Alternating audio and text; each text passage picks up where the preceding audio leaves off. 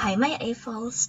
Today I show you the polybag of Captain Marvel and Nick Fury. It shows the first meeting of them after Captain Marvel crashed into the video store.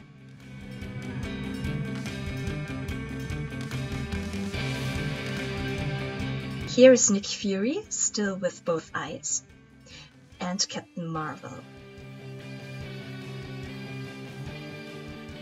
The little phone box is very cute, but I'm not really sure what's this blue transparent stone. Is it one of the Infinity Stones? I'm not sure. And I don't know what's this clutter on the phone box, but I love the videotape. Maybe it landed there after the crush of Captain Marvel. So what do you think about this set? Write it down in the comments, leave a like, please subscribe, and I'll see you next time guys, bye!